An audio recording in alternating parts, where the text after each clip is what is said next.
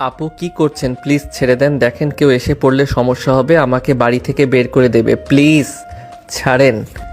আরে না, কেউ আসবে না। আর চুপ থাক, তুই আমাকে আদর করতে দে তো। তোর দিকে সেই প্রথম থেকে আমার নজর আছে, কিন্তু সময় পাচ্ছি না শুধু। আপু কি বলেন আপনি? দেখেন প্লিজ ছেড়ে দেন। দেখেন আপনি যা চাচ্ছেন তা কখনোই সম্ভব নয়। কেন সম্ভব নয়? হ্যাঁ, তুই কি ছেলে মানুষ না মেয়ে মানুষ? নাকি তোর ওইটা নেই? হ্যাঁ, আমার ওইটা নেই আর আমি মেয়ে মানুষ। এখন প্লিজ আমাকে ছেড়ে দেন। দেখেন আঙ্কেল আন্টি যে কোনো সময় এসে পড়তে পারে, এভাবে দেখলে আমাকে তো একদম মেরে ফেলবো। না জান, আমি থাকতে তোমার কোনো ক্ষতি হবে না, আর মিথ্যা কথা বলে কোনো লাভ হবে না। এখন আমাকে আদর করতে দাও।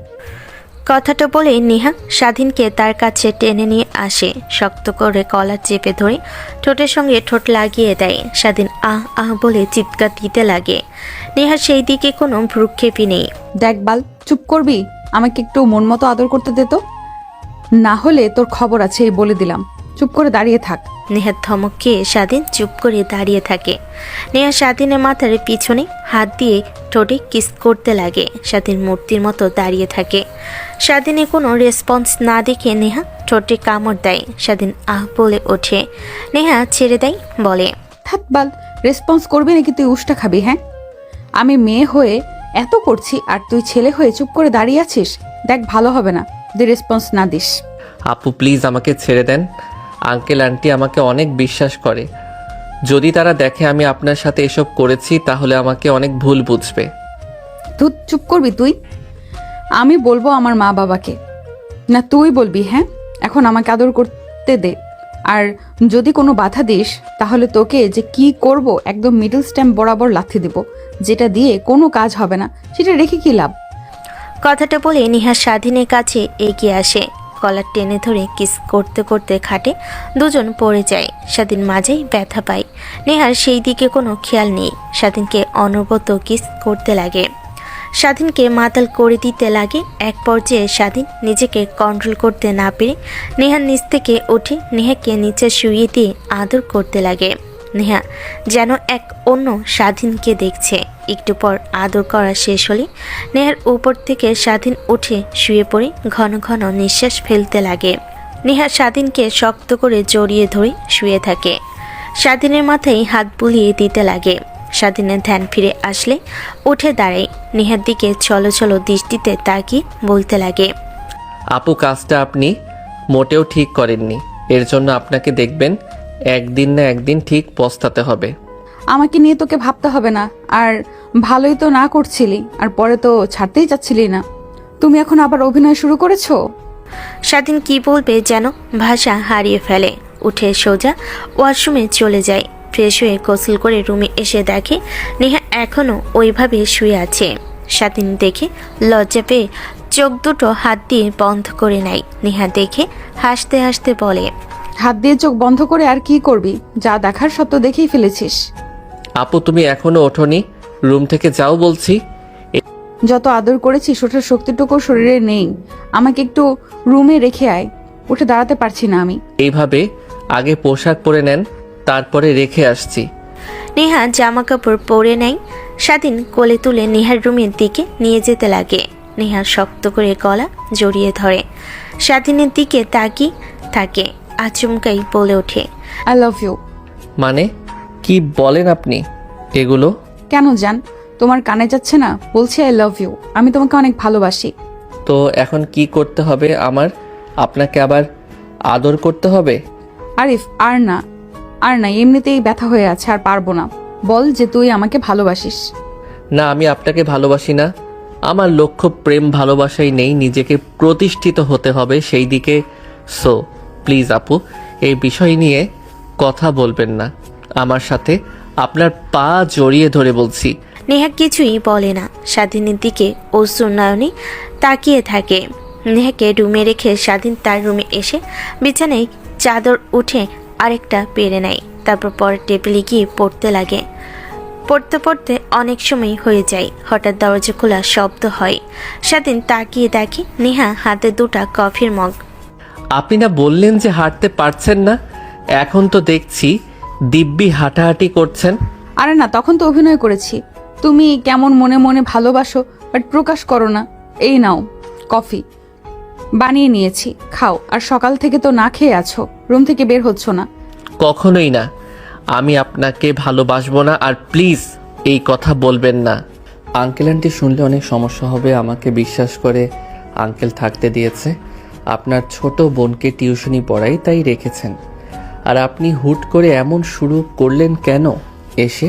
না জান, আমি তোমার পিছু ছাড়ছি না। বাবার কাছ থেকে শুনেছি তোমার অনেক বর্ণনা, ভেবেছি যে ছোট হবে হয়তো, কিন্তু এখন দেখি একটা কিউটের ডিব্বা। আর এত হট তা কখনো ভাবতেও পারিনি। ভালোবেসে ফেললাম। কি করব তোমাকে, তোমাকে তো কাছে পেতে, তাই তো একটু অন্য পথ ধরতে হলো আমার। তোমার পিছু তো আর কোনোদিনই কম ঘুরিনি। ধ্যাত, আপনার সাথে কথা বলে কোনো লাভ হবে না। আঙ্কেল আন্টি কোথায়? সকাল থেকে তাদের দেখতে পাচ্ছি না যে। বাসা নেই, গ্রামে গিয়েছে। কি যেন একটা কাজের দায়িত্ব। বাড়ি ফাঁকা পেয়ে তোমার সাথে। ধ্যাত, বাল চুপ করবেন আপনি। আর আমার রুম থেকে জানতো। আর কফি খাই না আমি। কি হলো, এত যত্ন করে তোমার জন্য কফি বানিয়েছি আর তুমি বলছো খাবে না? প্লিজ একবার খেয়ে দেখো, দেখবে মায়ায় পড়ে যাবে। আমিও আগে কফি খেতাম না, বান্ধবী রেখে তো একদিন জোর করে খাওয়ায়, তারপর থেকে অভ্যাসে পরিণত হয়। নেহার জোড়াজোড়িতে স্বাধীন কফির মগটা নিয়ে বই খাতা গুছিয়ে রুম থেকে বের হয়ে সোজা ছাদে চলে আসে। দোলনায় বসে কফি খেতে লাগে। নেহা এসে স্বাধীনের পাশে বসে। স্বাধীন উঠে যাবে, তখনই নেহা স্বাধীনের হাত ধরে বসিয়ে দেয়। বিশ্বাস করো, আমি অনেক ভালোবাসি তোমাকে। প্রথম দেখাতেই যেন প্রেমে পড়ে গিয়েছি।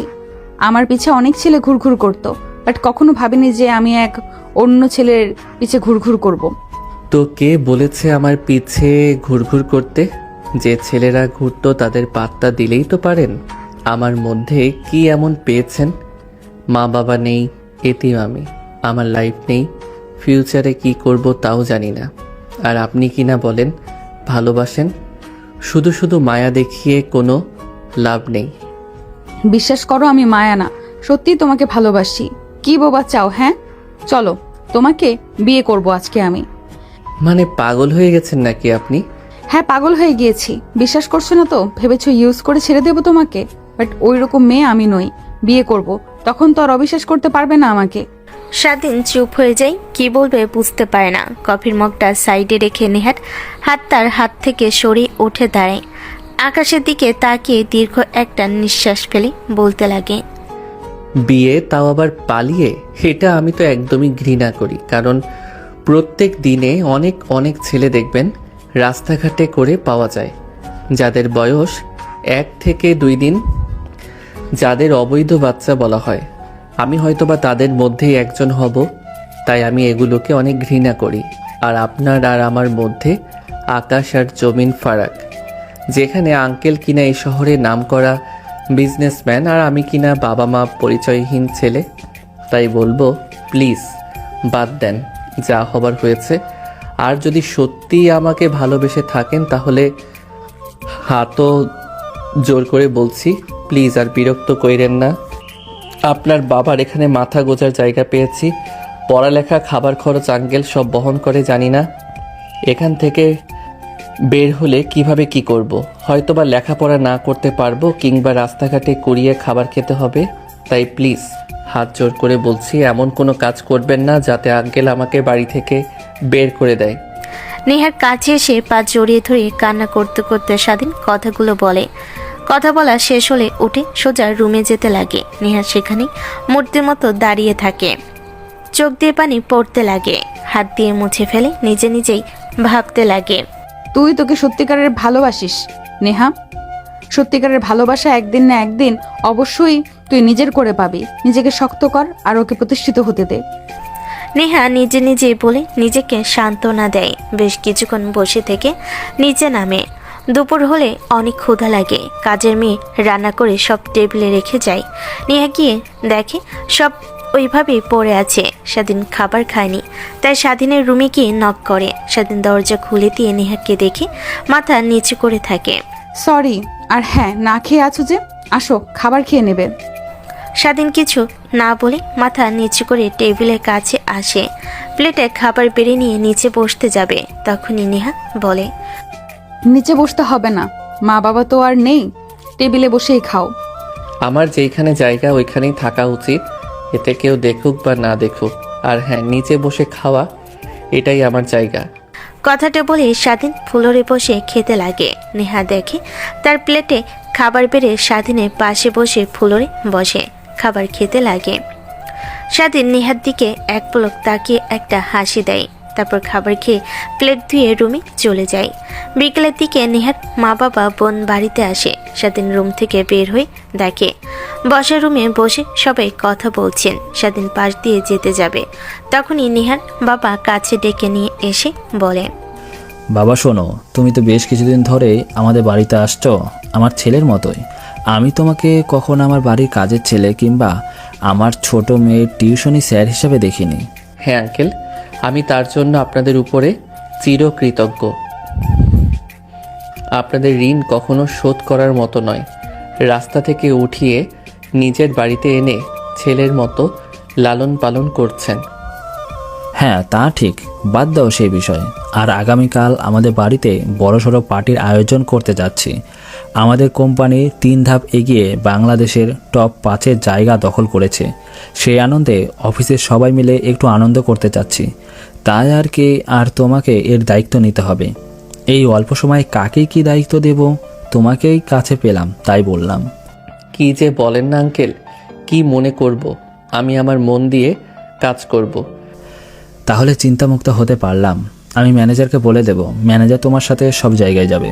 তারপর স্বাধীন সেখান থেকে চলে আসে সোজা বাহিরে, বের হয়ে রাস্তা দিয়ে হাঁটতে লাগে।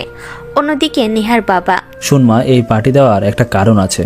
আমার ওপরে যে বিজনেস ফ্রেন্ড আছে, ওর একটা ছেলে আছে অনেক সুন্দর, তাই ওদের ইনভাইট করেছি পুরো পরিবারকে। যদি কোনোভাবে তোদের ওকে পছন্দ হয়ে যায় তাহলে তো কোনো কথাই নেই। বাবা দেখো, তুমি যা ভাবছো তা একদমই ভুল। আমি তো তোমাদের আগেও বলেছি, আমি বিয়ে করলে গরিব ঘরের ছেলেকেই বিয়ে করব। আর আমি তোমার কোম্পানি দেখাশোনা করব। আর দেখবে তোমার কোম্পানি একদিন আমি বাংলাদেশের নাম্বার 1-এ নিয়ে যাব। শুধু শুধু অন্যকে দেখে লোভ করতে হবে না। দেখ না, যা করছি আমরা তোদের ভালোর জন্যই করছি। এখন এত কথা না বলে যা রুমে যা। আর ভার্সিটিতে যাবি না? অনেক দিন তো হলো এসেছিস। নেহা রেগে উঠে রুমে চলে যায়। কেন যেন স্বাধীনের উপর রাগ হতে লাগে অনেক। ভাবে রাত হলে খবর আছে, ও এসব ভাবতে লাগে। বেলকনিতে গিয়ে দাঁড়িয়ে সন্ধ্যা হয়। নেহা ফোন সাইডে রেখে রাস্তার দিকে তাকাতে দেখে স্বাধীন একটা রিকশায়, আর পাশে আরেকটা মেয়ে। নেহার রাগ হতে লাগে। রিকশা থেকে নেমে মেয়েটার সঙ্গে কথা বলে বাসায় প্রবেশ করে। নেহার রেগে মাথা দিয়ে আগুন বের হতে লাগে। অন্যদিকে স্বাধীন রাস্তা দিয়ে ঘুরছিল, তখনই কলেজের ফ্রেন্ডের সঙ্গে দেখা। সঙ্গে কিছুক্ষণ আড্ডা দিয়ে বাসে ফিরে সোজা তার রুমে চলে যায়। ফ্রেশ হয়ে নেহার ছোট বোনকে গিয়ে পড়াতে লাগে। তখনই নেহা রুমে আসে। তারপর নেহা তার ছোট বোনকে বলতে লাগে, স্নেহা যা তো, মা তোকে ডাকছে কি যেন একটা কাজে। কি বড় আপু? মাই তো আমাকে কিচেন রুম থেকে পাঠিয়ে দিল, বলল যা গিয়ে পড়তে বস স্যারের কাছে। আচ্ছা স্যার, আপনি একটু দাঁড়ান, আমি শুনে আসি। স্নেহা দৌড়ে রুম থেকে চলে যায়। স্বাধীন বলতে গিয়েও নেহা মুখ চেপে ধরে। নেহার হাত মুখ থেকে সরিয়ে স্বাধীন বলে, স্নেহাকে মিথ্যা বলে কেন আন্টির কাছে পাঠিয়ে দিলেন? ও যদি গিয়ে বলে আর আন্টি যদি না করে, তখন আন্টি তো আমাদের নিয়ে উল্টাপাল্টা ভাববে। যা ভাবার ভাবুক গিয়ে, আমার তাতে কোনো মাথা ব্যথা নেই। আর রাতে রুমের দরজা যেন না লাগিয়ে ঘুমোস, খুলে রাখিস আর জেগে থাকিস। আমি কিন্তু রাতে আসবো। আপু প্লিজ বোঝার চেষ্টা করেন। এখন তো শারম্যান নামে এসেছে, যদি আমাকে আর আপনাকে এক রুমে দেখে তাহলে আমাকে তো মেরেই ফেলবে। কিছুই হবে না, যা করতে বলেছি তাই করবি। আর যদি দরজা লাগিয়ে ঘুমাস তখন তোকে যে কি করব তার বললাম না। নেহার কথা শুনে স্বাধীন শুকনো ঢোক গেলে নেহা স্বাধীনের ভয় পাওয়া মুখ দেখে হাসতে হাসতে চলে যায়। বেশ কিছুক্ষণ পর স্নেহা ফিরে আসে। দেখেছেন স্যার, আমার বড় আপু আমার আপুকে বলছে মা পেয়ে ছেলেদেরকে উল্টো সে এসে আমাকে পাঠিয়ে দিল কাজ করতে। কোনো কাজ পারে না, শুধু শুধু বাবা খাইয়ে পড়িয়ে বড় করেছে। বিয়ে দিয়ে শ্বশুরবাড়ি পাঠালেই আমি বাঁচি। বড় আপুকে কেউ এইভাবে বকা দেয়? পাগল মেয়ে, পড়ো তুমি মনোযোগ দিয়ে। আর তুমি তো অনেক ভালো, সব কাজ পারো। হ্যাঁ ভাইয়া, সব কাজ পারি না, টুকটাক কিছু কাজ পারি। আর মার কাছ থেকে শিখে রাখছি। আপুর মতন যেন শ্বশুরবাড়ি গিয়ে অনেক কথা শুনতে না হয় আমার। পিচ্চি মেয়ে, এইটুকু মেয়ে হয়ে বিয়ে নিয়ে চিন্তা করছে ভাবা যায়? স্যার, ও স্যার, এভাবে কি এত করে ডাকছি শুনতে পান না? স্বাধীন ধ্যান ফিরে পেয়ে নেহার ছোট বোনকে পড়াতে লাগে। পড়াতে পড়াতে অনেক রাত হয়ে যায়। তারপর স্বাধীন নেহার ছোট বোনের রুম থেকে বের হয়ে তার রুমে চলে যায়। নিচে আসে খাবার খাওয়ার জন্য। দেখে নেহার বাবা মা সবাই বসে টিভি দেখছে। স্বাধীনকে দেখতে পেয়ে নেহার বাবা বলতে লাগে, স্বাধীন, তোমার কাজ কতটুকু এগিয়েছে? আগামী কালকে কিন্তু হাতে একদম সময় নেই। আঙ্কেল, আপনি একদমই কোনো চিন্তা করবেন না, আমি সব কিছু ঠিক করে এসেছি। কালকে সময় মতো সবাই চলে আসবে। ও আচ্ছা, আরও অনেক অনেক ধন্যবাদ। অনেক বড় বড় লোকেরা আসবে, বুঝতেই তো পারছো। সবাইকে ইনভাইট করা শেষ। যদি দেখে আমরা বাড়িটা নিস্তব্ধ হয়ে আছে, তাহলে তো আমার সবার সামনে নাক কাটা যাবে। কোনো চিন্তাই করবেন না আঙ্কেল, দেখবেন অনেক সুন্দর আর ভালো হবে। নেহার বাবার সঙ্গে আরও বেশ কিছুক্ষণ স্বাধীন কথা বলে তারপর খাবার টেবিলে এসে খাবার বেড়ে খানিকটা সাইডে গিয়ে ফ্লোরে বসে খাবার খেতে লাগে। নেহার দেখে অনেক খারাপ লাগে। নেহা বলতে লাগে, বাবা, স্বাধীন তো আমাদের বাড়ির একজনই, ও তো অনেক দিন হলো থাকছে। আমরা সবাই টেবিলে বসে খাবার খাই আর ও মাটিতে বসে খায়, কেমন দেখায় না? আরে না বলিস না, আমি আর তোর মা অনেক বলেছি, কিন্তু কোনো কথাই শোনে না। বলে আমার নাকি মেম সাহেবের সাথে সঙ্গে এক টেবিলে বসে খেতে নেই, আরও অনেক অনেক কথা। তাই আর এখন কিছু বলিনি। ওর মনে যা চাই তাই করুক। আর হ্যাঁ, তোকে কি বলেছে মনে আছে তো? সেইভাবেই কাজ করবি। নেহার রাগ হয়ে যায়। তার বাবার বলা শেষের কথাগুলো শুনে খাবার শেষ না করেই হাত ধুয়ে উঠে রুমে চলে যায়। সাথে নেহার মা বাবা নেহাকে যেতে দেখতে লাগে। নেহার মা বলে, মেয়েটা খাবার খেতে আসলেই তোমার যত সব উল্টাপাল্টা কথা বলা শুরু করো। ওকে তো ছোট থেকে দেখছি, তাহলে কেন এত বিরক্ত করছো? বললোই যে একবার বিয়ে করবে না, এখন তো বাদ দাও।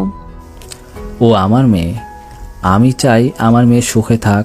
তাই বাবা হিসেবে আমার একটা কর্তব্য আছে, ভালো ছেলের হাতে মেয়ের হাত উঠিয়ে দেওয়া। আর আমি খোঁজ নিয়ে দেখেছি ছেলেটা অনেক ভালো, বিদেশ থেকে লেখাপড়া করে আসছে। কী হবে, সাংস্কৃতিক দিক দিয়েও একদম আমাদের দেশের ছেলেদের মতো। নেহার বাবা আরও অনেক কথা বলতে লাগে। স্বাধীনের খাওয়া দাওয়া শেষ হলে প্লেট ধুয়ে রুমে চলে আসে। তারপর পরের টেবিলে বসে পড়তে লাগে। হঠাৎ নেহার কথা মনে পড়লেই স্বাধীন দ্রুত গিয়ে দরজা ভালোভাবে লক করে দেয়। চেয়ারে এসে বসে ভাবতে লাগে, যা হবার তা হয়েছে, আর একটু আগানো যাবে না। আঙ্কেলের আংটি এত বিশ্বাস করে, আর আমি কিনা তাদের বিশ্বাসের বড় খেলাপি করলাম না। আর নেহা আপুর কাছ থেকে দূরে দূরে থাকতে হবে, না হলে আমার ক্ষতি হবে। স্বাধীন কথাটা ভাবতে লাগে। একটু পর মনোযোগ দিয়ে পড়তে লাগে। রাত যত গভীর হতে লাগে স্বাধীনেরও ভয় হতে লাগে। নেহা যা যা বলে তা যদি সত্যি করে, রাতে আসে তার দরজা তো লক করা, আর যদি এমন দেখে কালকে যদি আবার কিছু করে, এসবই ভাবতে লাগে। পরেই মন বসে না। ঘড়ি কাটে 12টা বাজতে দরজায় নক করার শব্দ হয়। স্বাধীন ভয় পেয়ে যায়। অনবরত নক করতেই লাগে। স্বাধীন দরজা খুলে দেয় না। একটু পর নেহা চলে যায়। স্বাধীন স্বস্তির নিঃশ্বাস ফেলে। হঠাৎ করে খট করে দরজা খোলার শব্দ হয়। স্বাধীন পিছে তাকিয়ে দেখে নেহা দাঁড়িয়ে আছে রাগী দৃষ্টিতে তাকিয়ে। আপু, তুমি এত রাতে আমার রুমে? তখন তোকে কি বলেছি, কথা কানে যায়নি? রাতে আসবো তোর রুমে, কথা আছে। দরজা যেন লক না করিস। আর তুই কি না উল্টো দরজা লক করে রেখেছিস? এতবার এসে দরজা করা নাড়লাম, খুললি না। চাবি দিয়ে দরজা খুলে আসতে হলো। আপু প্লিজ, সরি, ক্ষমা করে দাও। আমি ভেবেছিলাম তুমি এমনিতেই ফান করেছো। ফান করছি না, রিয়েলিটি করেছি। দাঁড়া, তোকে দেখাচ্ছি। কথাটা বলে নেহা পিছে গিয়ে দরজাটা লাগিয়ে দেয়। স্বাধীন চেয়ার থেকে উঠে পড়ে। নেহা ধীরে ধীরে স্বাধীনের দিকে এগিয়ে যেতে লাগে। আপু, তখন ছাদে তোমাকে সব বুঝিয়ে বললাম, তারপরেও তুমি আমার দিকে এভাবে এগিয়ে আসছো কেন? প্লিজ আমাকে যেতে দাও। আর এত রাতে রুমে এসেছো, যদি আঙ্কেল আন্টি বা কেউ দেখে তখন কি হবে আমার আর তোমার? বুঝতে পারছো? তোমাকে আঙ্কেল কিছুই করবে না, বকা দিবে, বাট আমাকে একদম মেরে ফেলবে। তুমি কি চাও তোমার জন্য আমি মারা যাই? না, তা চাই না। আমি থাকতে তোর গায়ে কেউ ফুলের টোকাও দিতে পারবে না, এতটুকু বিশ্বাস রাখতে পারিস। আর তখন সব বুঝতে পারছিলাম, ভেবেছিলাম তুই রিলেশন করতে চাস না।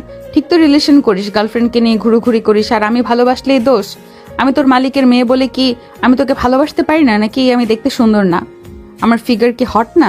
তাহলে সকালে সব করেছিস, মজা পাসনি? দেখিসনি আমি ভার্জিন? আপু তুমি চুপ করবে? দেখো আমি ওইসব কখন বলছি? আর গার্লফ্রেন্ড মানে আমার কোনো গার্লফ্রেন্ড নেই। দেখ, একদমই আমার সাথে আর তুই মিথ্যা কথা বলবি না। তখন বিকেলে দেখলাম একটা মেয়ের সঙ্গে রিকশায় চাপাচাপি করে আসছিস, আবার হেসে হেসে কথা বলছিস, আমাদের বাড়ির সামনে নামলি, মেয়েটাকে আবার অনেকক্ষণ কথা বলে বাসায় ফিরলি। এর দ্বারা কি বোঝায়? হ্যাঁ, আর আমি তোকে ভালোবাসি, পিছে পিছে ঘুরছি, কিন্তু তুই পাত্তাও দিচ্ছিস না। বুঝতে পারছি তোকে কিভাবে রাজি করাতে হবে। দেখো এটা তো আমার ফ্রেন্ড ছিল, তুমি উল্টাপাল্টা ভাবছো। আর সরো আমার সামনে থেকে, আর রুম থেকে যাও তো। দেখো আঙ্কেল আন্টি দেখলে সমস্যা হবে, বুঝতে পারছো না তারা আমাকে এত বিশ্বাস করে। এত চুপ করবি তুই? একটা কথা বারবারই বলেই চলেছিস। কথাটা বলেই নেহা তার উপর থেকে শাড়ির আঁচল ফেলে দেয়। স্বাধীন বড় বড় করে তাকিয়ে থাকে। একটু পর চোখ বন্ধ করে নেয়। নেহা হাসতে লাগে। হয়েছে, তোকে আর তো অভিনয় করতে হবে না, এখন আয়। স্বাধীন নেহার হাত থেকে ছাড়া পায়, খানিকটা দূরে গিয়ে দাঁড়ায়। নেহা হাসতে হাসতে স্বাধীনের কাছে গিয়ে শার্টের বোতাম খুলতে যাবে, অমনি স্বাধীন নেহার গালে থাপ্পড় লাগিয়ে দেয়। নেহা অবাক হয়ে হাত দিয়ে গাল চেপে ধরে স্বাধীনের দিকে তাকায়। কি শুরু করেছেন আপনি? হ্যাঁ, আমি বলছি ভালোবাসি না, তারপরও বারবার পিছে পিছে ঘুরছেন আর নিজের দিকে একবার তাকিয়েছেন। বুড়ি একটা মেয়ে নিজের থেকে সিনিয়র ছেলের পিছে ঘুরে লজ্জা করে না? স্বাধীন এই কথা শুনে নেহা হতভম্ব হয়ে যায়। নিস্তব্ধ পুরো রুমটা। স্বাধীন নিজের ভুল বুঝতে পারে। নেহা ওইখানে এখনো দাঁড়িয়ে মূর্তির মতো। তাই নেহার কাছে এগিয়ে গিয়ে নেহার পা ধরে বলতে লাগে, আপু প্লিজ ক্ষমা করে দেন, আমি আপনাকে থাপ্পড় দিতে চাইনি, কিন্তু কিভাবে কি হলো সরি। আর আঙ্কেল আপনাকে তার বন্ধুর ছেলের সঙ্গে বিয়ে দিতে চাই। প্রত্যেক পাপাই চায় তার মেয়ে সুখে থাক, আর আমার তো নিজেরই থাকার জায়গা নেই। সরি। আর হ্যাঁ, আমি বোঝাতে ব্যর্থ যে তোকে কত ভালোবাসি আমি, কিন্তু একটা কথা মনে রাখবি, এই জীবনে কখনো আর কোনো ছেলে স্পর্শ করবে না আমাকে। তোর জন্য মৃত্যুর আগ পর্যন্ত অপেক্ষা করে যাব। কথাটা বলে নেহা দরজা খুলে কান্না করতে করতে রুম থেকে বেরিয়ে যায়। স্বাধীন নেহাকে বলতে যাবে, তার আগেই চলে যায়। অন্যদিকে নেহার মা ওয়াশরুমে দাঁড়িয়ে সব দেখে। রাতে পানি পিপাসা লাগাই নিচে নেমে বসার রুমে আসে। তখন মেয়েকে স্বাধীনের রুম থেকে কান্না করতে করতে চলে যেতে দেখে অনেকটা অবাক হয়। চুপি চুপি নেহার মা সেখান থেকে রুমে চলে যায়। স্বাধীন গিয়ে এদিক ওদিক তাকে দরজা আটকে দেয়। পরের দিন সকালবেলা স্বাধীন ঘুম থেকে উঠে পুরো বাড়িটা দেখে নেয়, কোথায় কি করতে হবে। তারপর লোকেদের ফোন দিয়ে তারা চলে আসে। সবাই কাজ করতে লাগে, স্বাধীন দেখিয়ে দিতে লাগে। হঠাৎ নেহার রুমের দিকে নজর গেলে দেখে নেহা বেলকনিতে দাঁড়িয়ে কফি খাচ্ছে আর তার দিকে তাকিয়ে আছে। স্বাধীন সেখানে আর না থেকে সবাইকে কাজ বুঝিয়ে দিয়ে রুমে চলে আসে। অন্যদিকে নেহা স্বাধীনকে দেখে মনে মনে ভাবতে লাগে, আমি তোকে দেখে নিব, আমার থেকে লুকিয়ে লুকিয়ে অন্য মেয়েদেরকে ভালোবাসা, এর পরিণতি যে তোকে কিভাবে দিতে হবে তা একমাত্র আল্লাহ পাক জানে। কথাটা বলেই কফি শেষ করে নিচে আসে মগ রাখতে। তখনই নেহার বাবা ডাকে। নেহা তার বাবার পাশে গিয়ে বসে। মা, তোকে তো এর আগেই বলেছি, আমার বন্ধু যার কোম্পানি আমাদের থেকে অনেক ওপরে, ওর একটা ছেলে আছে, বিদেশ থেকে লেখাপড়া করে দেশে এসেছে, আর সেই সুবাদে এই পার্টির আয়োজন করা। তোকে যদি পছন্দ হয় বিয়ে দিয়ে দেব, আর ওর সঙ্গে কথাও বলেছি, ও রাজি আছে, শুধু তোর আর ছেলের রাজি থাকলেই হয়। আর আমি তো জানি তুই না করবি না, আমার মতের বিরুদ্ধে যাবি না। বাবা, কিন্তু আমি... নেহার কথা শেষ না হতে নেহার বাবার ফোনে কল আসে। উঠে চলে যায়। নেহা রেগে সেইখানে বসে থাকে। নেহার মা দেখে এগিয়ে এসে বলে, মা, তুই তো তোর বাবাকে চিনোস, কেমন দেখ, এমন কোনো কাজ করিস না যার কারণে তোর বাবা তোর উপর রাগ করে আর অপমানিত হতে হয়, বুঝলি?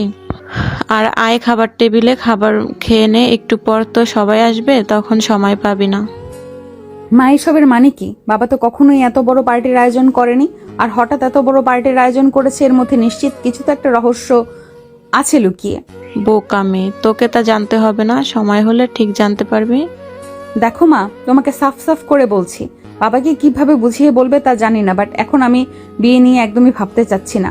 আর বাবার মাথায় খুব ঘুরপাক আছে তা তো আমি বুঝতে পারছি। তোমাদের কত করে বলবো আমি গরিব ঘরের ছেলেকে বিয়ে করব, ফুপির মতো হতে চাই না, বড়লোক ঘরের ছেলেকে বিয়ে করব। দেখা যাবে ওই ছেলে আগে থেকে 3-4টা করে বিয়ে করে রেখেছে। এর থেকে গরিব ঘরের ছেলেকে বিয়ে করলে আমার কথা মতো চলবে, আর বিয়ে করা তো দূরে থাক, অন্য মেয়ের দিকে তাকাতেও সাহস পাবে না। দেখ মা, সব ছেলে তো আর এক হয় না। তোর বাবা দিকে তাকা, কত বড় বড় লোকদের সাথে উঠা বসা, কিন্তু তোর বাবা তো কখনো এরকম কাজ করেনি। তোর ফুপুর ভাগ্যটা আসলেই খারাপ, না হলে বারবার এভাবে ধোকা খায়। মানে মা, কি বলছো তুমি? আরে না থাক, তুই, আমার কাজ আছে, খাবার খেয়ে নিস। কথাটা বলি নেহাকে পাশ কাটিয়ে চলে যায়। নেহা ঠিক বুঝতে পারে। নেহা ভাবতে লাগে, তখনই দেখে তার ফুপি মেন দরজা দিয়ে ভিতরে আসছে। নেহা দৌড়ে গিয়ে জড়িয়ে ধরে। ফুপি, তুমি এতদিন পর আমাদের কথা মনে পড়লো? তোমাকে কত মিস করেছি আমি। এতদিন কেউ দূরে থাকে, কোনো ফোন করা নেই, কোনো কিছু নেই, শুধু বাবার সঙ্গে টুকটাক কথা বলো। তুমি এমন হয়ে গিয়েছো কেন? হ্যাঁ, আগে তো আমাকে ছাড়া কিছুই বোঝোনি। আরে মা, আর বলিস না, অনেক কাজের চাপ ছিল, তার কারণেই আর ফোনে কথা বলা হয়নি। ভাইয়ের সাথে কথা বলতাম কাজের বিষয় নিয়ে, এখন তো চলে এসেছি, তোর সঙ্গে অনেক আড্ডা দেব, মজা করব। ঠিক আছে ফুপি। কিন্তু বাড়ি এভাবে সাজানো হচ্ছে কেন? দেখে তো মনে হচ্ছে বিয়ে হচ্ছে বাড়ির কারো। তোর বিয়ে হচ্ছে না তো? ফারুক ভাইয়াও দ্রুত ফোন করে আসতে বললো, কিছু জিজ্ঞেস করলেই বললো আসার পর বলবে। বাবার কোম্পানি বাংলাদেশের টপ 5-এ এসেছে, তাই অফিসের সবাইকে ইনভাইট করেছে এই উদযাপন সেলিব্রেশন করার জন্য। তার জন্য এইভাবে সাজানো হচ্ছে। আমার তো দেখে একদমই তা মনে হয় না ভাইয়া, যে মানুষ সে টেলিভিশন করার জন্য সবাইকে ইনভাইট করবে। তার ভাষাতে এর মধ্যে নিশ্চয়ই কিছু তো লুকিয়ে আছে। নেহা আর নেহার ফুপি বেশ কিছুক্ষণ বসে থেকে গল্প করতে লাগে। অনেকটা সময় হলে টাইম হয়ে আসার কারণে নেহার ফুপি রুমে চলে যায় ফ্রেশ হওয়ার জন্য। অন্যদিকে স্বাধীন নেহার সামনে দিয়ে বের হতে যাবে, অমনি নেহা ডাক দেয়। স্বাধীন এসে নেহার সামনে দাঁড়ায়। বেশ তো, অনেক এনজয় করছিস তাই না আমাকে কষ্ট দিয়ে? দেখ, এখনো ভালোই ভালোই বলছিস, স্বীকার কর আমাকে পছন্দ করিস, ভালোবাসিস। না আপু, আর তোমাকে ভালোবাসতে যাব কেন? কতবার করে বলবো, তুমি আমার থেকে অনেক বড় সিনিয়র। আমি তোমাকে সব সময় আপু ভেবে এসেছি। আর ওই দিন যা হলো, তুমি তো জোর করেছো, তা না হলে আমি তো কখনো এইটা ভাবার দুঃসাহস করতাম না। হয়েছে, তোকে আর বড় বড় কথা বলতে হবে না। এখন চুপচাপ আমার জন্য কফি বানিয়ে নিয়ে আয়, অনেক ইচ্ছে করছে কফি খেতে। বাসায় তো অনেক কাজের মেয়ে আছে, তাদের বলেন আপনাকে কফি বানিয়ে দেবে। আর আমার বাহিরে অনেক কাজ আছে, সেগুলো দেখতে হবে। তোর কোনো কাজ নেই, আমি যা করতে বলেছি তাই কর। অনেক ভালো ব্যবহার করেছি, এখন দেখবি আমার আসল রূপ। স্বাধীন কোনো কথা না বলে মাথা নিচু করে কিচেন রুমে চলে যায় কফি বানাতে। হাতে গরম পানি লেগে ফোসকা পড়ে যায়, তাও কফি বানানো বাদ দেয় না। কফি বানিয়ে নেহাকে দেয়। নেহা স্বাধীনের হাতের দিকে তাকিয়ে ফোসকা দেখে অবাক হয়ে যায়। নেহা কিছু বলতে যাবে, এর আগে স্বাধীন নেহার সামনে থেকে চলে যায় বাহিরে। না নেহা, তোর কাজটা করা মোটেও ঠিক হয়নি। ও তো কফি বানাতে পারে না, জোর করে পাঠিয়ে দিলি কিচেন রুমে। ঠিক হাতে ফোসকা ফেলেছিস, কি দরকার ছিল ছেলেটাকে অযথা কষ্ট দেবার? না, যা করেছিস ঠিক করেছিস। এখন আর ওকে ভালোবাসলে হবে না, শায়েস্তা দিতে হবে। অন্য মেয়েদেরকে নিয়ে ঘুরোঘুরি করা আর আমাকে ভালোবাসার কথা বললেই চীনের আপন নানান কথা। বিবি করে নেহা কথা বলতে লাগে। তখনই নেহার ফুপি এসে পাশে বসে। সেদিকে নেহার কোনো ভ্রুক্ষেপ নেই। নেহার ফুপু নেহার দিকে তাকিয়ে থাকে। নেহার ধ্যান ভাঙতেই ফুপির দিকে তাকিয়ে থাকে। ফুপি, তুমি এসেছো? হ্যাঁ, অনেকক্ষণ আগেই এসে এখানে বসে আছি। তোর তো সেই দিকে কোনো খেয়াল নেই, বিড়বিড় করে কি বলছিস এইভাবে? কি হয়েছে আমাকে বল। আরে না ফুপি, তুমি কি যে বলো না, কিছুই হয়নি, এমনি আর কি। নেহার ফুপি নেহার দিকে ভুরকুচকে তাকে। নেহা ঘাড় ঘুরিয়ে তার সঙ্গে কথা বলতে লাগে। এভাবে অনেকটা সময় পার হয়ে যায়। স্বাধীনের অনেক রাগ হতে লাগে। অনেক কাজ এখনো বাকি, তাই সবাইকে কাজ করতে ফোর্স করে। সবাই কাজ করতে লাগে। স্বাধীনে অনেক ক্ষুধা লাগে। মাসে এসে টেবিল থেকে খাবার বেড়ে বসে খেতে লাগে। তখনই নেহার ফুপি নেহাকে দেখিয়ে বলে, কিরে মা নেহা, এই ছেলেটাকে এর আগে তো কখনো দেখিনি। খাবার বাড়লো, টেবিল থেকে টেবিল না বসে খেয়ে ফ্লোরে বসে খাবার খাচ্ছে। আরে ও কি বলো না, যত সব আনকালচার খ্যাত। বাবা রাস্তা থেকে উঠিয়ে এনেছে, থাকতে দিয়েছে এখানে, আর লেখাপড়ায় অনেক ভালো। লেখাপড়ায় তাই ছোট বোনকে ও টিউশনি পড়ায়, তাই বাবা দয়া করে ওকে রেখে দেয়। আর লেখাপড়ার খরচ, খাবার থাকার খরচ আর হাত খরচ দেয় ওকে। তা নয় বুঝলাম, বাট এভাবে তোর বলা মোটেও উচিত হয়নি। সবাই মানুষ, সবারই বাঁচার অধিকার আছে। কিন্তু ও মাটিতে বসে খায় কেন? টেবিলে বসে খেলেও তো পারে। ওর মতো গরিব আর খ্যাতদের জন্য কি এত দামি টেবিল নাকি? তার জন্য ও মাটিতে বসে খাবার খায়। নেহার কথা শুনে নেহার ফুপ্পি নেহার দিকে ভুরু কুচকে তাকায় কোনো দিকে। নেহার কথা স্বাধীন শুনতে পেয়ে অনেক কষ্ট লাগে, বুঝতে দেয় না। খাবার খেয়ে প্লেট পরিষ্কার করে রেখে বাইরে এসে আবারও কাজ করতে লাগে। এভাবে অনেকটা সময় পার হয়ে যায়। পুরো বাড়িটা মানুষ দিয়ে পরিপূর্ণ। কেউ দেখে বলতে পারবে না যে এটা পার্টির আয়োজন।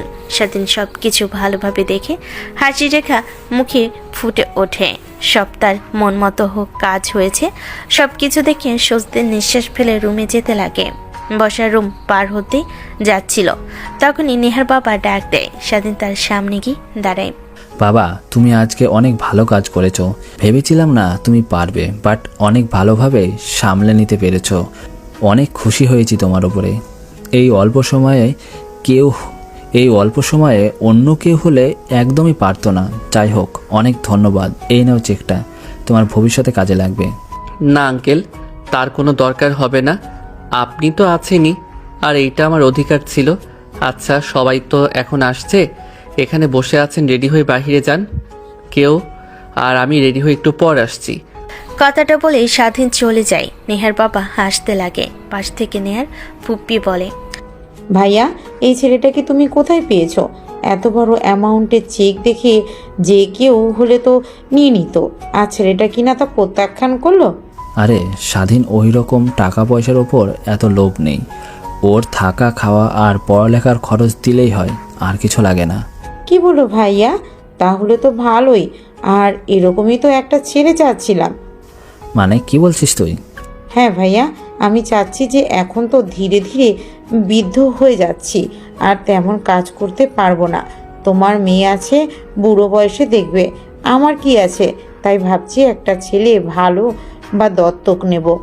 এই শহরে তো অনেকে আছে দত্তক দেয় বাচ্চা, তাকে লালন পালন করে অনেক বড় করব, মানুষের মতো মানুষ বানিয়ে তুলব। ও আচ্ছা, বুঝতে পারছি। তুই স্বাধীনকে তোর ছেলে বানাতে চাচ্ছিস। ও অনেক ভালো, আমি পরে দেখব। আচ্ছা, এখন সবাই যে যার রুমে যাও, রেডি হয়ে তাড়াতাড়ি আসো। একটু পর আমরা যে মেন গেটে সে চলে আসবে। আমাদের এই অবস্থায় দেখলে অন্য কিছু মনে করতে পারে। নেহার বাবার কথা শুনে সবাই যে যার রুমে চলে যায়। সবাই রেডি হতে লাগে। সেদিন রুমে এসে ওয়াশরুমে গিয়ে গোসল করে বাইরে এসে চুলগুলো হেয়ার ড্রাই করে একটা পাঞ্জাবি পায়জামা পরে নেয়। অন্যদিকে নেহা তার রুমে থাকা ফোনটা হাতে নেয়, অ্যাকসেপ্ট লগ ইন করে। তারপর কিছু একটা দেখে মুচকি হাসি দিয়ে বাহিরে বের হয়। তারপর নেহ রেডি হতে লাগে। সাথে নিচে আসে। সবার কাজ দেখতে লাগে। দেখে পাশে যে গাছে উঠেছে, মোবাইলে বন্ধুদের সঙ্গে কথা বলতে লাগে। অন্যদিকে নেহারা নিচে আসতেই সবাই হা হয়ে তাকিয়ে থাকে, যেন তারা এক ভিন্ন জগতের পরীকে দেখছে। সেদিন সবার চিল্লাপাল্লা শুনে সেদিকে এগিয়ে যায়। নেহাকে দেখে সে ক্রাশ খায়, কিন্তু নিজের মধ্যে তা দমিয়ে ফেলে। হ্যালো এভরিবডি, আপনাদের এখানে ইনভাইট করে আনা হয়েছে আজকে একটা বিশেষ কারণে। তাই একটু পর আপনারা জানতে পারবেন। আর আপনাদের কাছ থেকে মূল্যবান সময়টা পাওয়ার জন্য আমি অনেক ভাগ্যবান মনে করছি। সো সবাই এনজয় করুন, আনন্দ করেন। আমাদের মেন শোটা খুব শীঘ্রই শুরু হবে, আর ততক্ষণে শিল্পীদের গান শুনুন। নেহার বাবা নেমে পড়ে। নেহা তার ফুপিমণিকে নিয়ে বসে থাকে। সোফায় কথা বলতে লাগে, বাট নেহার কথা বলার পাশাপাশি এইদিক ওইদিক তাকিয়ে থাকে। স্বাধীনকে দেখার চেষ্টা করে, কিন্তু দেখতে পায় না। রাগ হতে লাগে। রাগের শাড়ির খামচা দিয়ে ধরে রাখে। এটা দেখে নেহার ফুপি বলে, কিরে নেহা, তোর কি হয়েছে? এমন করছিস কেন? দেখছি দুপুর থেকে রেগে আছিস। আসার পর থেকে তুই কি কোনো কারণে আমার উপর রেগে আছিস? ফুপি কি যে বলো না তুমি, আমি রাগ করবো কেন, তাও আবার তোমার উপরে? আমি তো তোমাকে আমার বেস্ট ফ্রেন্ড মনে করি। আসো এদিকে আমরা একটু এনজয় করি। না না, এই বয়সে এসব আমার সাথে মানায় না, তুই এনজয় কর। নেহার জোড়াজোড়িতে হার মেনে নেহার ফুপি উঠে দাঁড়াতে গানে তালে তালে পা মিলিয়ে নাচতে লাগে। এমন সময় নেহার চাচাতো বোন নেহার দিকে এসে বলে, আপু, তোমার বাড়িতে যে একটা ছেলে থাকতো স্বাধীন, ওকে তো কোথাও দেখতে পাচ্ছি না, সে কখন থেকে খুঁজছি। কেন তোর আবার ওকে কেন প্রয়োজন? হ্যাঁ সরি আপু, তোমাকে বলা যাবে না, ইটস সিক্রেট। আচ্ছা তোমরা এখানে এনজয় করো, আর দেখছি ফুপি মনিকেও আজকে অনেক চিল মোটে। তোমরা এনজয় করো, আমি আসছি। কথাটা বলি মেয়েটা পাশ কাটিয়ে নেহাকে চলে আসতে যাবে, অমনি নেহা পিছন দিক ঘুরে ডাক দেয়। নেহার চাচাতো বোন এগিয়ে এসে বলে, আমি অনেকক্ষণ ধরে দেখছি ওকে পাচ্ছি না। যদি স্বাধীনকে খুঁজে পাস তাহলে বলিস যে আমি ওকে ডেকেছি, যেন তাড়াতাড়ি আমার সাথে এসে দেখা করে। ঠিক আছে আপু, আমি বলবো। আচ্ছা তাহলে আসছি, দেখি কোথায় আছে। নেহার রাগ হতে লাগে ঢং মাখানো কথা শুনে, কিন্তু নিজের রাগ কন্ট্রোল করে পাশ থেকে নেহার পুপি সব দেখে মুচকি মুচকি হাসতে লাগে। নেহা পিছনে ফিরতে ফুপিকে হাসতে দেখে নেহা চোখের ইশারা দেয়। কি ব্যাপার? হ্যাঁ, কি হয়েছে সত্যি করে বলতো। আসার পর থেকে দেখছি ওই ছেলেটার বিষয়ে কোনো মেয়ে যদি এসে জিজ্ঞাসা করে তোকে রাগ করতে, এখনো তার উল্টো হলো নাকি ব্যাপার বলতো? না ফুপি, তুমি যে কি বলো না এমনিতেই। নেহার পুপিকে কোনো কথা না বলে সেখান থেকে খানিকটা দূরে চলে যায়। অন্যদিকে নেহার চাচাতো বোন খুঁজতে খুঁজতে স্বাধীনকে পেয়ে যায়। স্বাধীনের পাশে বসে স্বাধীন পাশে তাকিয়ে দেখে মেয়েটা হাসি মুখ নিয়ে বলে, তুমি এখানে বসে আছো, আর তোমাকে কখন থেকে খুঁজে পাচ্ছি না। ওদিকে সবাই কত আনন্দ করছে, আর তুমি এখানে বসে আছো অন্ধকারে। চলো কি আনন্দ করি। তুমি তো ভালো করে সব জানো আমার এইসব ভালো লাগে না, তাই এখানে এসে বসে আছি। যাও তুমি গিয়ে আনন্দ করো। নেহার চাচাতো বোন স্বাধীনের কাঁধ ধরে ওঠানোর জন্য জোরাজোরি করতে লাগে, কিন্তু স্বাধীন ওঠে না। নেহা ওই দিক দিয়ে যেতে যাবে, পাশে তাকিয়ে স্বাধীনকে আর তার চাচাতো বোনকে এমন করতে দেখে এগিয়ে আসে। নেহা অনেক রেগে যায়, নিজের রাগকে দমিয়ে বলতে লাগে, এখানে কি হচ্ছে? হ্যাঁ, আর স্বাধীন, তোকে তো আমি অনেক ভালো ভেবেছিলাম, আর তুই কি না পচা ছেলের মতো। আপু কি বলেন? আমি কি করলাম আবার? চুপ থাক তুই। তোর যে এই ভালো মানুষের চেহারার আড়ালে যে ভয়ঙ্কর একটা চেহারা আছে তা আমাকে আর বলতে হবে না তোকে। আপু কি বলো তুমি এসব? দেখো এখানে স্বাধীন মন খারাপ করে বসেছিল, তাই ওর কাছে আসি, কিন্তু যেতে রাজি হয় না, তাই জোরাজোরি করছিলাম। আর তুমি কিনা উল্টাপাল্টা ভেবে নিয়েছো। তুই চুপ থাক, আমি আজকে আঙ্কেলকে ফোন করে সব বলে দিব। কথাটা বলে নেহা সেইখান থেকে চলে যায়। নেহার চাচাতো বোন স্বাধীনের পাশে বসে বলতে লাগে, আই এম সরি। আরে না, সরি বলছো কেন? দেখো তোমার তো কোনো ভুল নেই। কিন্তু তারপরেও নেহা আপু তোমাকে কি ভাবলো? আরে বাদ দাও তো, যাও গিয়ে এনজয় করো। আমার এসব ভালো লাগে না, তাই এখানে বসে আছি। স্বাধীনের কথা শেষ না হতে নেহার বাবা সবাইকে উদ্দেশ্য করে বলতে আরম্ভ করে। স্বাধীন উঠে এগিয়ে যায় সেই দিকে।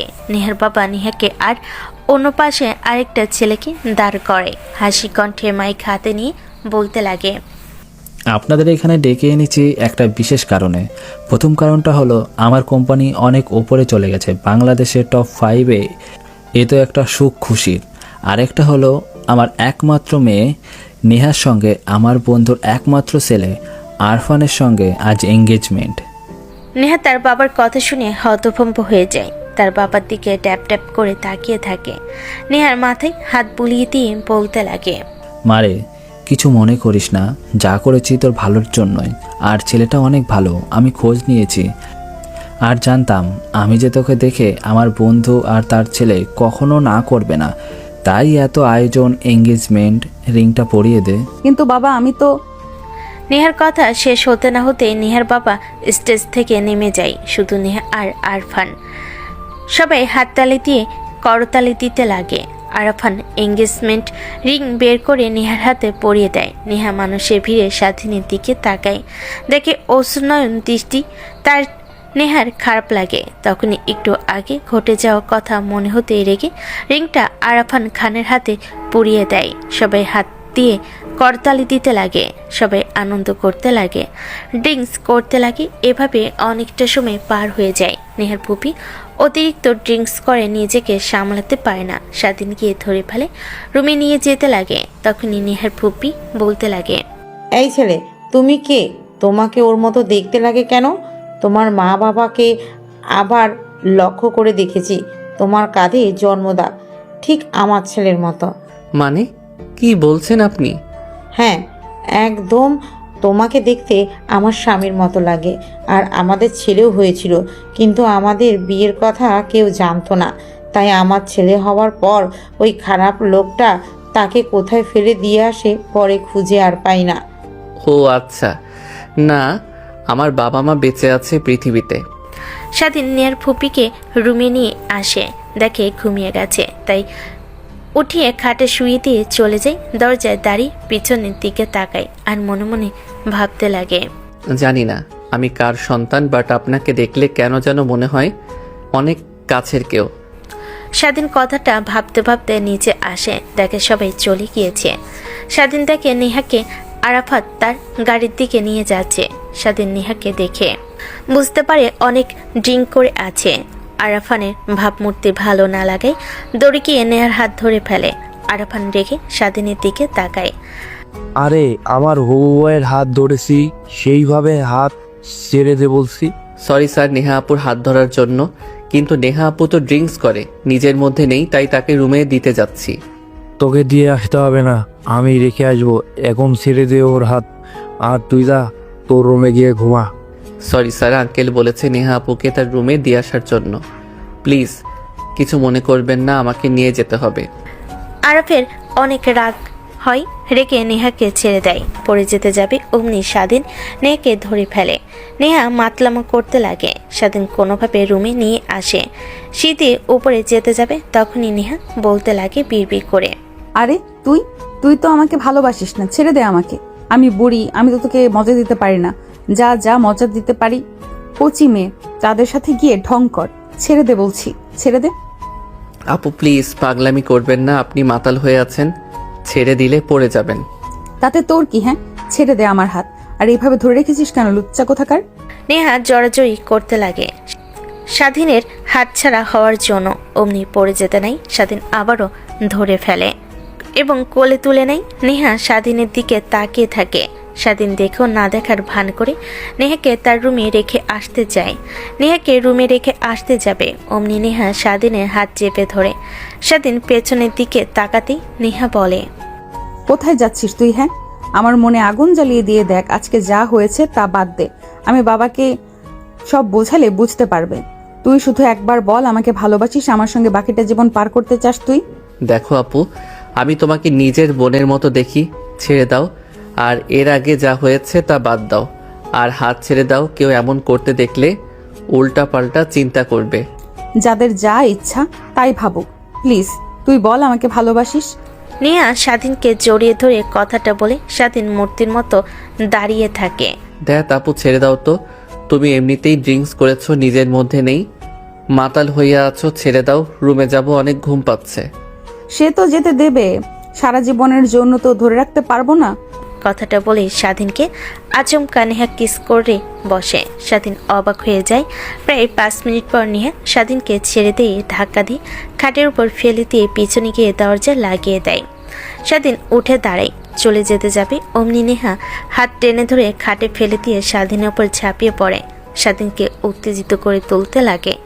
স্বাধীন নিজেকে আর সামলাতে না পেরে নেহার সাথে রেসপন্স করতে লাগে। পরের দিন সকালবেলা নেহা ঘুম থেকে উঠে নিজের শরীরের দিকে তাকিয়ে দেখে কোনো কাপড় নেই। দেখে পাশে স্বাধীন ঘুমিয়ে আছে, ওর শরীরেও কোনো কাপড় নেই। স্বাধীনের মুখের দিকে নেহা অপলক দৃষ্টিতে তাকিয়ে থাকে। নিমিষে রাতের কথা মনে হলে রাগ হতে লাগে। স্বাধীনকে লাথি দিয়ে খাট থেকে ফেলে দেয়। স্বাধীনের ঘুম ভেঙে যায়। উঠে নিজেকে এই অবস্থায় দেখে কাঁথা দিয়ে ঢেকে ফেলে। নেহা বলতে লাগে, কুত্তার বাচ্চা, এটা তুই কি করলি? হ্যাঁ, রাতে যা দেখার সব তো দেখে ফেলেছিস, এখন আবার শুরু করলি? সরি আপু, সরি, ভেবেছি তোমার শরীরে কাপড় আছে, আমাকে অবশ্যই দেখে স্বাধীন নেহাকে কাঁথা দিয়ে জড়িয়ে দেয়। স্বাধীন দ্রুত শার্ট প্যান্ট পরে রুম থেকে চলে যেতে যাবে, তখনই নেহা পিছন থেকে বলতে লাগে, তার বাচ্চা কোথায় যাচ্ছিস তুই? আমার জামা কাপড় এনে দেবে কে? তোর বাবা? সরি আপু, সরি, এখনই এনে দিচ্ছি। আর সরি বলতে হবে না, রাতে ড্রিঙ্ক করেছি আর তুই সুযোগ পেয়ে আমার উপরে ঝাঁপিয়ে পড়েছিস। তোর এত নেশা মেয়েদের দেখে তো মনে হয় না সাথী পাত্তা দেয়নি দেখে আমার কাছে এসেছিলি তুই, তাই না? আপু কি বলে এগুলো? আপনি আর আমি তো কিছুই করিনি, আপনি তো জোরাজোরি করলেন আর আমাকে উত্তেজিত করে দিলেন, তাই তো আমি আপনাকে। ব্যাস হয়েছে, অনেক হয়েছে, তোকে আর মিথ্যা বলতে হবে না। এখন ওয়ার্ড্রোব থেকে জামা কাপড় দে আমাকে। স্বাধীন ওয়ার্ড্রোব থেকে নেহার জন্য জামা কাপড় বের করে হাতে দেয়। বের হয়ে আসতে যাবে, তখন নেহা আবার পিছন থেকে ডেকে বলতে লাগে, দেখ যা হয়েছে আজকে তা ভুলে যা। আর তুই তো আমাকে ভালোবাসিস না, এর আগে তো অনেকবার বলেছিস। সো আমার এঙ্গেজমেন্ট হয়ে গেছে, আমি বাবার মান সম্মান ভাঙতে চাই না, তাই সব চুপ যা। এই বিষয় যেন কেউ জানতে না পারে। স্বাধীন মাথা দিয়ে হ্যাঁ ইশারা করে রুমের দরজা খুলে এদিক ওদিক তাকিয়ে বের হয়ে দৌড়ে রুমে গিয়ে দরজা লাগিয়ে স্বস্তির নিঃশ্বাস ফেলে খাটে বসে মনে মনে ভাবতে লাগে, দ্যাট বাল, আমার উচিত হয়নি তখন নেহা আপুর সাথে অমন করা। তাকে রেখে যদি রুম থেকে বের হয়ে আসতাম তাহলেই তো আর এত কিছু হতো না। আর আমারই বা কি দোষ? জোরাজোরি করলো আর আমাকে উত্তেজিত করে দিল, আর নিজেকে কন্ট্রোল করতে পারলাম না। না, নেহা আপুর কাছ থেকে দূরে থাকতে হবে। স্বাধীন বসে ভাবছিল কথাগুলো, হঠাৎ দরজায় নক হয়। চমকে উঠে ভীতু ভীতু পায়, দরজা খুলে দেখে নেহার চাচাতো বোন। স্বাধীন দীর্ঘ নিঃশ্বাস ফেলে বলতে লাগে, কোথায় ছিলে তুমি? হ্যাঁ রাতে এত খুঁজলাম, কোথাও পেলাম না। এই রুম তোমার, এই রুমেতে এসেছি, এতবার ডাকলাম বাট দরজায় খুললে না। ধাক্কা দিয়ে দেখি খোলা, পুরো রুম দেখলাম কোথাও নেই। চাচিমাকে বললাম তোমার রুম কোনটা, তখন দেখিয়ে দিল। কোথায় ছিলে রাতে? স্বাধীন কি বলবে যেন ভাষা হারিয়ে ফেলে, থতমত খেয়ে যায়। আমতা আমতা করে বলে, আরে আর বলো না, সবাই তো ড্রিঙ্কস করেছিল, তুমিও তো করেছিলে মনে হয়। সবাইকে তাদের রুমে রেখে অনেক ক্লান্ত হয়ে যায়, তাই ছাদে গিয়েছিলাম একটু ফ্রেশ বাতাস খাওয়ার জন্য। ও আচ্ছা, হ্যাঁ ড্রিঙ্কস করেছিলাম, বাট আমি সবার মতো আউট অফ লিমিট খাইনি, অল্প একটু খেয়েছিলাম, তাই ঠিক ছিলাম। আচ্ছা আসো নিচে, সবাই খাবার খাচ্ছেন, আমরাও খাবো। না যাও, তুমি গিয়ে খেয়ে নাও। আর আমি তো এই বাসার সামনে চাকর বলতে পারো, আবার তোমাদের সাথে এক টেবিলে খাবার খেলে কেমন দেখায় না? যাও তুমি খেয়ে নাও, আমি খেয়ে নেব ফ্রেশ হয়ে। আরে এভাবে বলো কেন? আর চাচা চাচি তো অনেক ভালো মনের মানুষ, আর তোমাকে দেখে এমন লাগছে কেন? মনে হচ্ছে গালে কেউ কিস করেছে, লাল লাল দাগ, আবার ঘাড়েও লাল লাল দাগ। নেহার চাচাতো বোনের কথা শুনে স্বাধীন ভয় পেয়ে যায়, হাত দিয়ে দেখাতে লাগে, হ্যাঁ লাল লিপস্টিকের দাগ। কথা ঘোরানোর জন্য স্বাধীন বলতে লাগে, আরে তুমি কি যে বলো না, লিপস্টিকের লাগতে যাবে কেন? কেক হয়তোবা লেগেছে সবার ভিড়ের মধ্যে, যা দেখিনি। আচ্ছা তুমি যাও, আমি ফ্রেশ হয়ে নিচে আসছি। চাচাতো বোনকে আর কোনো কথা বলতে না দিয়ে স্বাধীন বের করে দিই, দরজা আটকে স্বস্তির নিঃশ্বাস ফেলে। তারপর ওয়ার্ড্রোব থেকে জামা কাপড় বের করে ওয়াশরুমে চলে যায়। ওয়াশরুমের আয়নায় দেখে গাল, ঠোঁটের আশপাশ, ঘাড়ে, বুকের অনেকটা জায়গা লিপস্টিক আর নেহার গাঢ় কামড়ে দাগ বসে আছে। এগুলো দেখে স্বাধীন মনে মনে ভাবতে লাগে, আল্লাহ বাঁচাইছে, ওর জায়গায় অন্য কেউ থাকলে এই নিয়ে উঠে পড়ে লাগতো। যাই হোক, এইবারের বেলা বেঁচে গিয়েছি। তারপর স্বাধীন গোসল করে বাহিরে আসে, নিজেকে পরিপাটি করে নিচে এসে দেখে সবাই যে যার বাসায় চলে গিয়েছে, শুধু নেহার চাচাতো বোন রয়ে গেছে। স্বাধীনকে দেখতে পেয়ে নেহার বাবা বলে, অনেক অনেক ধন্যবাদ, অনেক অনেক ধন্যবাদ বাবা। ভেবেছিলাম তো ঠিক মতো পার্টিটা আয়োজন করতে পারবে না, বাট কোনো কিছুর কমতি ছিল না, সবাই অনেক উপভোগ করেছে, এনজয় করেছে। আঙ্কেল ধন্যবাদ দিতে হবে না, এটা আমার কাজ ছিল। হ্যাঁ বুঝতে পারছি, তোমাকে কিন্তু হেনার বিয়ের দায়িত্বও নিতে হবে। এই পার্টিতে যেমন কোনো কিছুর কমতি ছিল না, হেনার বিয়েতেও যেন কোনো কিছুর কমতি না থাকে। ঠিক আছে আঙ্কেল। কথাটা বলে স্বাধীন নেহার দিকে তাকায়, দেখে ছলো ছলো দৃষ্টিতে তার দিকে তাকিয়ে আছে। স্বাধীন সেইখানে আর না দাঁড়িয়ে থেকে খাবার টেবিলে আসে, প্লেট নিয়ে খাবার বেড়ে পাশে মাটিতে গিয়ে বসে খেতে লাগে। নেহা অপলক দৃষ্টিতে স্বাধীনের খাবার খাওয়ার দিকে তাকিয়ে থাকে। তখনই পাশ থেকে নেহার ফুপি কানে কানে বলতে লাগে, দেখ নেহা, তুই কিন্তু তোর মনের বিরুদ্ধে গিয়ে কাজ করছিস। আমি আসার পর থেকে ঠিক লক্ষ্য করছি তুই ছেলেটার দিকে সর্বক্ষণ নজর রাখিস, আবার তাকিয়েও থাকিস। ভালোবাসিস ওকে, এটা আমি বুঝতে পারছি, বাট ভাইয়াকে বলতে পারছিস না। আরে না ফুপি, তুমি যে কি বলো না, আসলে ওকে যত দেখি ততই অবাক হই। সেই আমি দেখে এসেছি ও ছোট থেকে নিচে বসেই খাবার খায়। বাবা এত করে বলে তাও চেয়ারে বসে খায় না, বলে মালিকদের সঙ্গে একই টেবিলে বসে খাবার খেতে নেই। কথা ঘুরাতে হবে না, তোর বয়স আমি পার করে এসেছি। আচ্ছা বাদ দে, তোর জীবন তোর ইচ্ছা, কিন্তু আবার তোকে যেন আমার মতো না পস্তাতে হয়। নেহা কিছুই বলে না, উঠে রুমে চলে যায়। স্বাধীন খাবার খেয়ে তার রুমে চলে যায়। তখনই নেহার চাচাতো বোন স্বাধীনের রুমের দরজায় নক করে। স্বাধীনকে বলে, কে? আমি সাথী। ও আচ্ছা, তুমি ভিতরে আসো, দরজা খোলা আছে। আচ্ছা, তুমি এত রুমে বসে থেকে কি করো? হ্যাঁ, পড়ালেখা বাদে কি তোমার আর কোনো কাজ নেই? না নেই, যদি নিজে বড় কিছু হতে চাও তাহলে লেখাপড়ার বিকল্প কোনো কিছুই নেই। দাঁড়িয়ে আছো কেন? বসো এখানে। আর কিছু বলবে? না, তেমন কিছু বলবো না। আর তুমি তো আগের মতো কলেজেও যাও না দেখি, কি ব্যাপার? এমনিতেই কাজের অনেক প্রেশার, আর স্নেহাকে পড়াতে হয়, এই নিয়ে একটু বেশি প্যারার মধ্যে আছি। তারা দুজন কথা বলতে লাগে। হঠাৎ নেহার চাচাতো বোনের চোখে কিছু একটা পড়ে, চিৎকার করতে লাগে। স্বাধীন চেয়ার থেকে উঠে তার কাছে গিয়ে চোখ পরিষ্কার করতে লাগে। ঠিক তখনই নেহা দৌড়ে আসে। পিছন থেকে দেখে ভাবে যে স্বাধীন তাকে কিস করছে। দেখে হাতে তালি বাজাতে লাগে। স্বাধীন পেছন ঘুরে তাকায়। সরি, কন্টিনিউ, আপনাদের ডিস্টার্ব করার জন্য। মানে কি কি কি বললেন আপু আপনি? মানে যা করেছিলেন তার কথাই বলছি। আর দরজা লাগিয়ে নেবেন এইভাবে? দরজা খুলে কেউ এগুলো করে? আমি না এসে যদি অন্য কেউ আসতো তখন কি হতো? আরে আপু, কি বলছো তুমি? আরে আপু, কি বলছো তুমি? আর কে কি ভাববে কিছুই তো বুঝতে পারছি না। তুই চুপ কর, দুনিয়াতে আর ছেলে খুঁজে পাসনি। কাজের ছেলের দিকে তাকাস, হাজার হাজার ছেলে তোর পিছে লাইন দিয়ে দাঁড়াবে, আর তুই কিনা, ছি, তোর রুচি এতটা নিম্ন। কথাটা বলে নেহা চলে যায়। স্বাধীনার সাথে দুজনেই অবাক হয়ে যায়। বুঝলাম না আপু, সেই কালকে থেকে তোমার উপর রেগে আছে, আর এখানে কি এমন হলো যে এভাবে ওভার রিয়াক্ট করলো আপু? আরে বাদ দাও না, ওর কথা বলতে হবে না। আর তোমার চোখে পড়েছিল, পরিষ্কার হয়ে গিয়েছে। আর যাও, তোমার রুমে যাও। এমনিতেই নেহা আপু যে কথা বলে গেল, আবার যদি দেখে কি যে করবে আল্লাহই জানে। তারপর নেহার চাচাতো বোন রুম থেকে বের হয়ে চলে যায়। স্বাধীন দরজা লাগিয়ে দিয়ে খাটের উপর বসে থেকে ভাবতে লাগে। ধ্যাত বাল, ভালো করে দেখা নেই, কিছু নেই, উল্টাপাল্টা চিন্তা করে শুধু। আর এমনিতেই এক কথা বলে, আমি কিভাবে ভালোবাসি না মনে করছেন? বাসি তো অনেক, বাট কিভাবে কি বলবো? সে তো চাঁদ আর আমি ব্রাহ্মণ। চাঁদের দিকে হাত বাড়ালেই কি আর তা পাবো, যেটা একদম আমাদের সাধের বাহিরে। না, চলে যেতে হবে আমাকে এই বাড়ি থেকে, কিন্তু কোথায় যাব? কাউকে তো চিনি না। শুয়ে থেকে এই কথাগুলো ভাবতে লাগে। স্বাধীন ভাবতে ভাবতে কখন যে ঘুমিয়ে যায় বুঝতেই পারে না। 3 মাস পর। স্বাধীন, হাতে কিন্তু আর বেশি সময় নেই, মাত্র 7 দিন আছে। আর এই 7 দিনে সব কিছু রেডি করতে হবে। আমার একমাত্র মেয়ের বিয়ে বলে কথা। আঙ্কেল, তা নিয়ে আপনি কোনো চিন্তাই করবেন না, আমি মন দিয়ে সব কাজ করব। আমি জানি তোমার উপরে এতটুকু বিশ্বাস আছে। আচ্ছা, একটু পর আরাফ ফোন করবে, আর ওর পরিবারের অনেকে আসবে নেহাকে নিয়ে।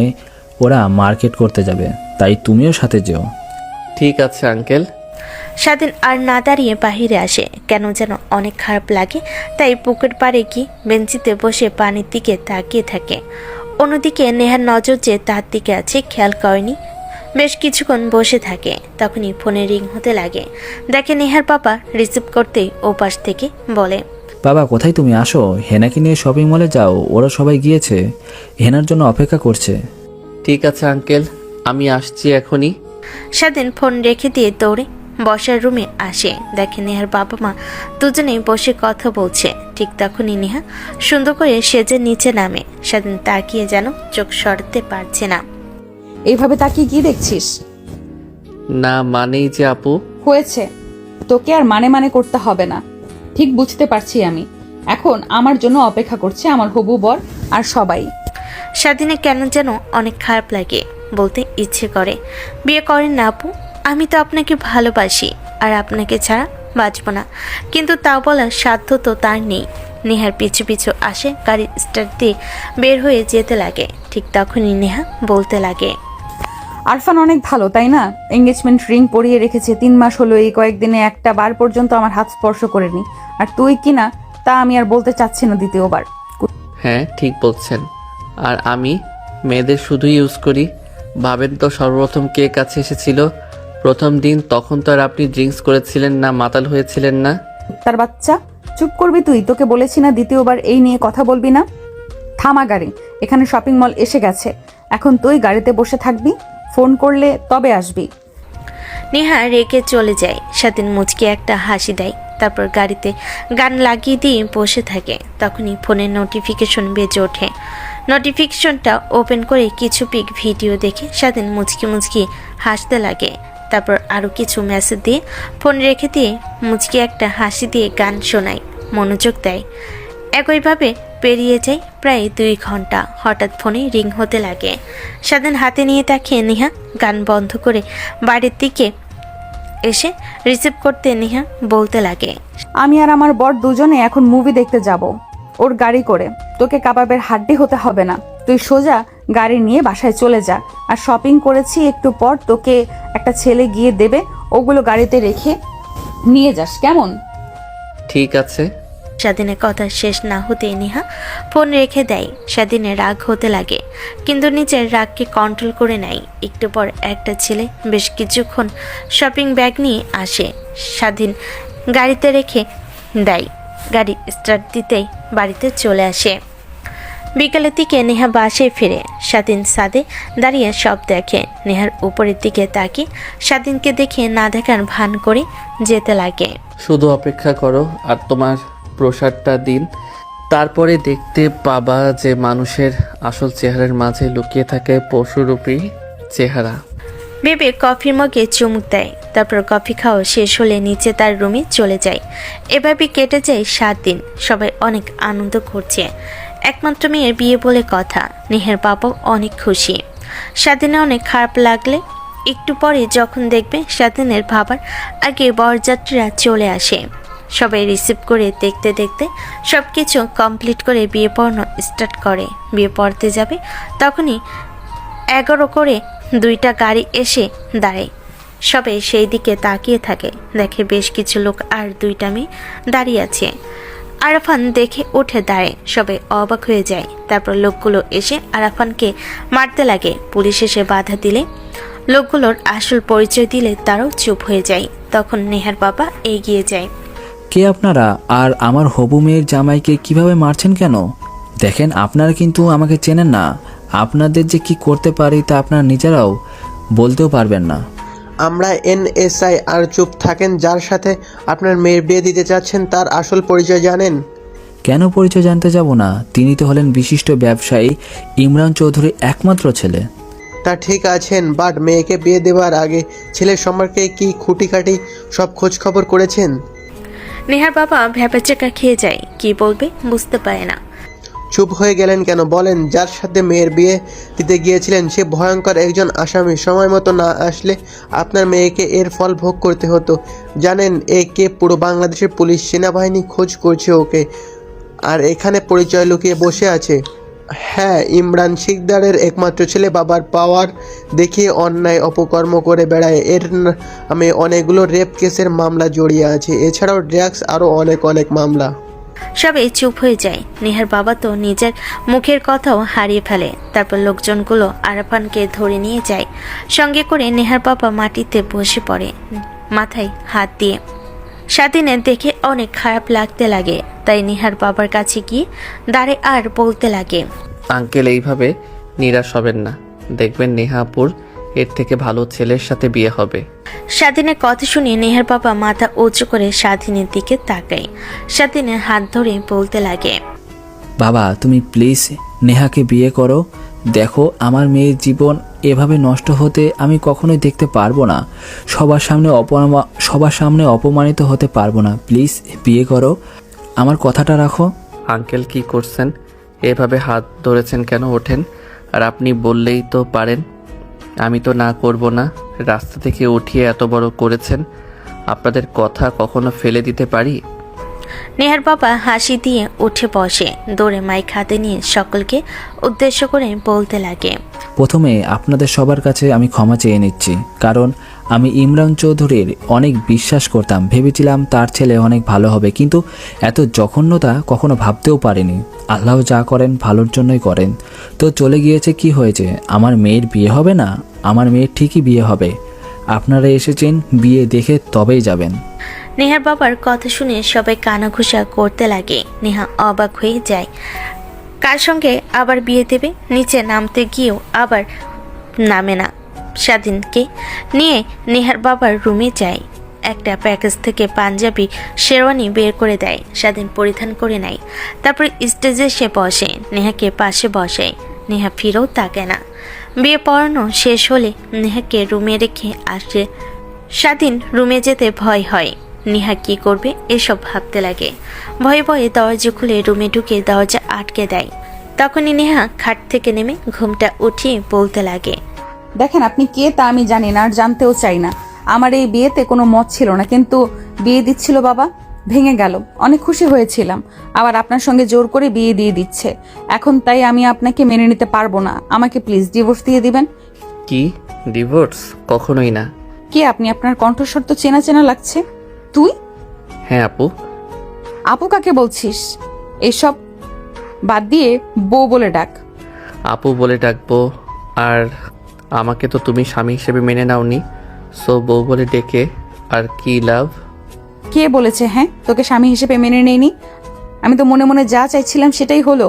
নেহা উঠে এসে স্বাধীনকে জড়িয়ে ধরে। স্বাধীন তাল সামলাতে না পেরে খাটের উপর পড়ে যায়। মাথা উঁচু করে স্বাধীনের দিকে তাকাই। স্বাধীন মুচকি মুচকি হাসতে লাগে। নেহা দেখে স্বাধীনের ঠোঁটের সঙ্গে ঠোঁট লাগিয়ে দেয়। বাকিটা ইতিহাস।